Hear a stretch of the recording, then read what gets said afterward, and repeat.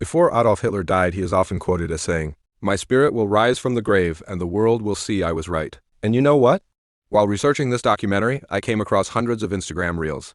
What truly shocked me wasn't the videos, it was the comment sections. Almost every second person seemed convinced that Hitler was right and that he was simply far ahead of his time. On the other hand, countless articles, blogs, documentaries, and YouTube videos portray Hitler as pure evil. So the real question is, what is the truth? Was Hitler truly a monster? Was he a misunderstood leader? Or is there another side of the story that has intentionally been kept hidden? Whenever we hear the name Adolf Hitler, three things immediately come to mind. First, the Holocaust, the systematic murder of millions of innocent people in ways so horrifying that even hell seems incapable of imagining such cruelty. Second, World War II. Many believe that without Hitler, the Second World War would never have happened. And third, anti-Semitism, the hatred and discrimination against Jewish people based on their religion and identity. Hitler's regime is held responsible for the murder of nearly 6 million Jews during the Holocaust. But this raises an important question. Can a single man really be responsible for killing millions of people? Can one individual alone orchestrate the Holocaust? Can one man single-handedly start a world war? How much of what we believe is historical fact, and how much is oversimplified or misunderstood? By the end of this documentary, you'll have enough information to decide for yourself. You'll also discover how some of today's biggest global brands, including IBM, Porsche, and Volkswagen, have historical connections to Nazi Germany. This isn't another ordinary biography explaining where Hitler was born, what his parents did, or how he spent his childhood. There are already thousands of videos covering those topics. Instead, our team spent more than 2 months researching this documentary. We studied books, academic papers, historical archives, speeches, and first-hand accounts. We consulted subject matter experts and carefully examined every available source to understand the complete historical picture. Our goal is simple: not to glorify or demonize anyone, but to explore the lesser-known aspects of history that are rarely discussed in mainstream media. Now let's begin. July 28, 1914. The First World War had officially begun.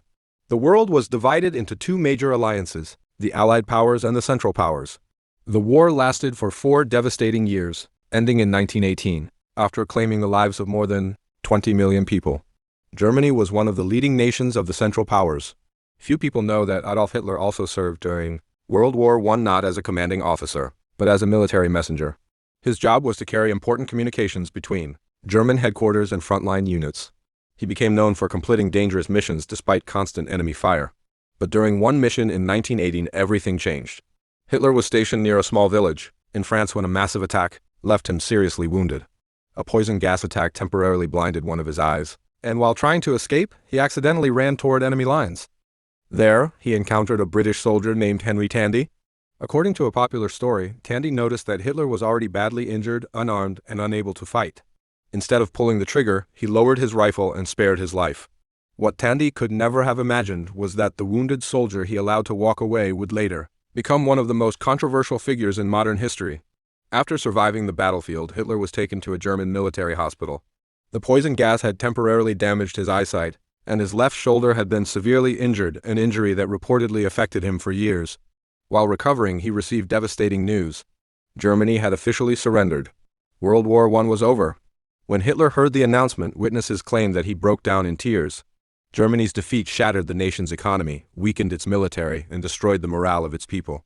To end the war, Germany was forced to sign the Treaty of Versailles, an agreement that would shape the country's future and, according to many historians, plant the seeds for the events that followed. Many historians believe that the Treaty of Versailles was one of the biggest reasons behind Hitler's rise to dictatorship. I'll explain this in much greater detail later in the documentary, but for now, here's the basic idea. The Treaty of Versailles imposed extremely harsh economic and military restrictions on Germany after World War I. As a result, the country's condition went from bad to worse. The treaty also triggered one of the worst periods of hyperinflation in history. Prices became so outrageous that people had to carry entire suitcases full of money just to buy a loaf of bread. The German people became deeply frustrated, especially with their own government. At that time, Germany was governed by the Weimar Republic. As the country's economy collapsed under the burden of the treaty, many Germans blamed their leaders. They believed their government was corrupt, weak, and completely incapable of protecting the nation. In their eyes, this was the reason Germany had lost the war and had been forced to accept such humiliating terms. It was during this period of political instability and public anger that Adolf Hitler entered the spotlight.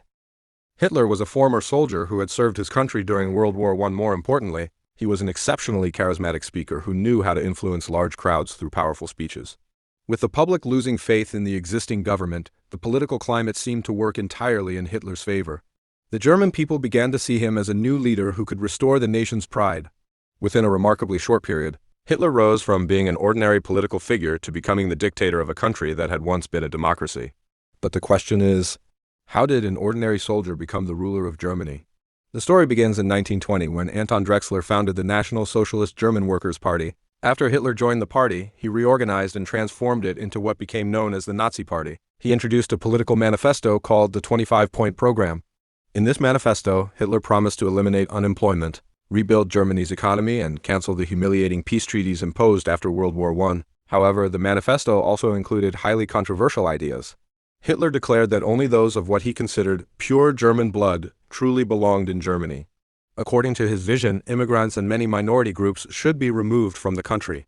One of the most controversial parts of his program was his claim that Germany's suffering was the fault of the Jewish community. We'll discuss why Hitler promoted this belief in a later chapter of the documentary.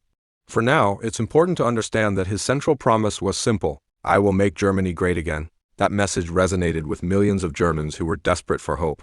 Then, in 1923, Hitler made a critical mistake. He attempted to overthrow the German government in an uprising known as the Munich Beer Hall Putsch. The coup failed, and Hitler was arrested and sentenced to prison. While in prison, he wrote his most famous book, Mein Kampf, meaning My Struggle. In the book, he outlined his political ideology, his worldview, and his long-term plans for Germany. After being released, Hitler rebuilt the Nazi Party from the ground up and returned to politics. Then came 1929, the year of the Great Depression. Germany's economy was already fragile, and the global financial collapse pushed the country even deeper into crisis. Hitler seized the opportunity. Through passionate speeches and relentless campaigning, he convinced millions of Germans that the Nazi Party was the only force capable of rescuing the nation from poverty and humiliation. However, there was one major obstacle. Germany already had a government, and Hitler was not yet in power. Like India has a prime minister, Germany had a chancellor. If Hitler wanted real political power, he first had to become chancellor. By 1932, the Nazi Party had become one of the strongest parties in the German parliament, but it still lacked an outright majority. At the time, Paul von Hindenburg was Germany's president. He appointed Franz von Papen as chancellor. Ironically, it was von Papen's own political ambitions that would ultimately help Hitler gain power. Before von Papen, Chancellor Heinrich Brüning had failed to stabilize Germany's worsening economy and was removed from office. Von Papen replaced him, but he too struggled to govern effectively. President Hindenburg eventually dismissed von Papen and appointed Kurt von Schleicher as the new chancellor. Schleicher secretly worked on plans to weaken and eventually eliminate the Nazi Party. But politics is rarely driven by loyalty. It's driven by power. Determined to regain influence, von Papen secretly approached Hitler. During several private meetings, he informed Hitler about Schleicher's plans and proposed a deal. He promised to convince President Hindenburg to appoint Hitler as chancellor provided that von Papen himself became vice-chancellor. Von Papen believed that once Hitler was in office, he and Hindenburg would control him like a puppet while keeping the real power in their own hands. Hindenburg also believed that Hitler's popularity could help stabilize Germany.